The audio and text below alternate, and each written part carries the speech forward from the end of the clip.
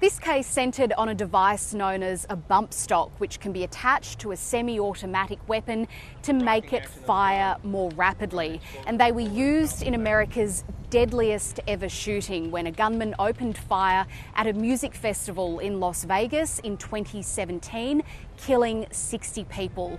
Bump stocks were banned in the wake of that shooting under the Trump administration, but a gun shop owner from Texas challenged that decision. He took it all the way to the Supreme Court, arguing that the federal government had overstepped by essentially classifying bump stocks when attached to semi-automatic weapons as machine guns, which have largely been prohibited.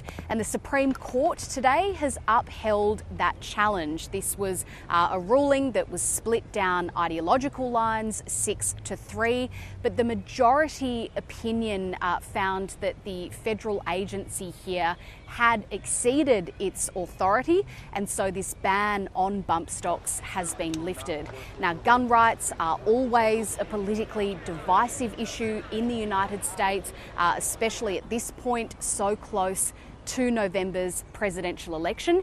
Here is how members of Congress on both sides of politics responded to the court's decision. There'll be some future tragedy utilizing these bump stocks, and we will all ask ourselves, why is this necessary? Why do we have to live with this? Bump stock does not cause anybody to be shot in the United States of America. That is the shooter that does that, not a piece of equipment.